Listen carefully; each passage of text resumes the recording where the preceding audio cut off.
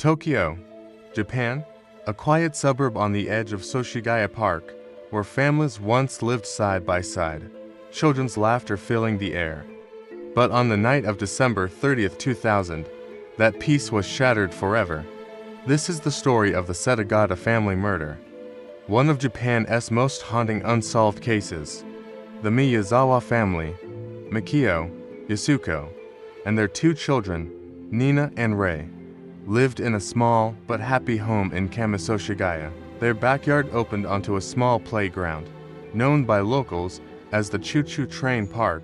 But as the city expanded the nearby Setagaya Park, neighbors began moving away. By the end of the decade, only 4 houses remained, leaving the Miyazawas in a quiet, isolated corner of the neighborhood. Their home stood as a beacon of family life in a place that was slowly emptying out. Mikio worked for a consulting firm. Yasuko was a teacher, and together they were raising their bright and beloved children. They were, by all accounts, a picture-perfect family looking forward to the new year. Little did they know, a shadow was lurking, ready to extinguish their future in the most brutal way imaginable.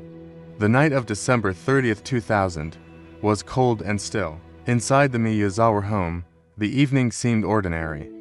The family was likely preparing for the New Year holidays, a time of celebration and togetherness in Japan. But their peaceful night was about to be violated.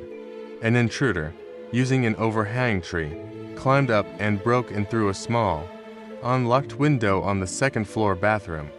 The point of entry was so precise, so deliberate, it suggested the killer may have scouted the house beforehand. Once inside, what unfolded would become a sequence of events so horrific it would puzzle investigators for decades and become one of Japan's darkest mysteries. The ordinary sounds of a family settling in for the night were replaced by unspeakable silence, broken only by the actions of a cold and methodical killer. The killer's first target was 6-year-old Rei, who was sleeping peacefully in his bedroom. Police believe the child was attacked in his sleep, the only member of the family to be strangled rather than stabbed. It was a chillingly quiet start to a night of terror. Next, the intruder confronted the father, Mikio, on the first floor. A struggle ensued. Mikio fought back bravely, but he was ultimately overwhelmed, sustaining multiple stab wounds before collapsing at the foot of the stairs. The killer injured himself during the fight, then proceeded upstairs. There, in the attic loft where they were sleeping, he attacked Yasuko and her 8-year-old daughter, Niina. He used a sashimi knife from the family's own kitchen, and when it broke, he continued his assault with another knife. The bodies of mother and daughter were later found together, a heartbreaking final image of a family destroyed. But the horror didn't end with the murders. In one of the most bizarre twists in criminal history, the killer lingered in the house for hours. He treated his own wounds using the family's first aid kit. He went to the kitchen, opened the refrigerator, and calmly ate 4 cups of ice cream, leaving the spoons behind. He drank barley tea. He even used the family computer, logging on at 1:18 a.m. and again around 10 a.m. He browsed the web, looking at the websites of the company where Mikio worked and a university theater group. He left a mountain of evidence. His fingerprints were everywhere, his footprints were clearly visible, and he even left his entire outfit behind. A sweater, a jacket, gloves, a hat, and a fanny pack containing sand from the Nevada desert. It was as if he was daring police to find him. Yet, despite this treasure trove of clues, he vanished without a trace. The investigation that followed was one of the largest in Japanese history. Over 280,000 police officers have worked on the case, generating a file of evidence that stands taller than a man. Every piece of evidence the killer left was meticulously analyzed. His DNA revealed a complex ancestry. His mother was of Southern European descent, possibly from a country near the Mediterranean, while his father was of East Asian origin. This unique genetic profile suggested the killer might not be a Japanese national, or at least, had a very uncommon background for the region. The clothes he left behind painted a similarly confusing picture. His shoes were purchased in South Korea, but the sweater was a popular, mass-produced item sold in Japan. This global trail sent investigators chasing leads across continents, from Korea to Europe and even the United States, but every lead turned into a dead end. The man was a ghost. So, what was the motive? The initial theory was a robbery gone wrong.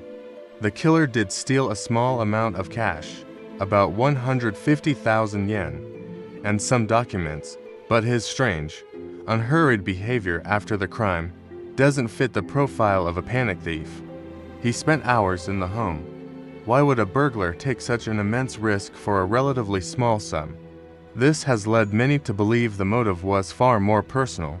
The sheer brutality of the attack, particularly against Yasuko and Niina, suggests a deep-seated rage. Was it a grudge against Mikio?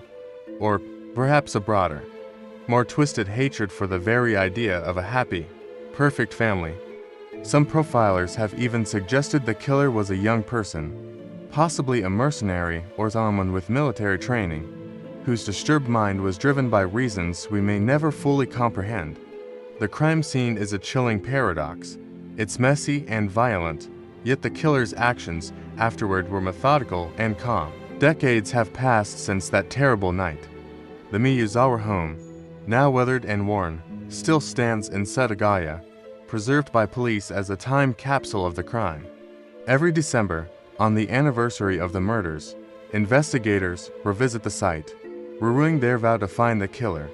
The case file remains open, and the hope of solving it has not faded. In fact, advances in forensic science may be the key. New DNA phenotyping technology could one day create a composite sketch of the killer's face from the genetic material he left behind. It might reveal his eye color, hair color, or even predispositions to certain medical conditions. As of today, a reward of up to 20 million yen awaits anyone with information that leads to an arrest. The Setagaya family murder remains a chilling reminder that evil can intrude upon the most peaceful of lives, leaving behind questions that haunt a nation. It is a story of a family lost and a ghost who has yet to be caught. Thank you for joining us as we delved into this perplexing case. The search for justice for the Miyazawa family continues. If you found this story compelling, please like this video and subscribe to our channel for more deep dives into mysteries from around the world. Stay safe, and we'll see you next time.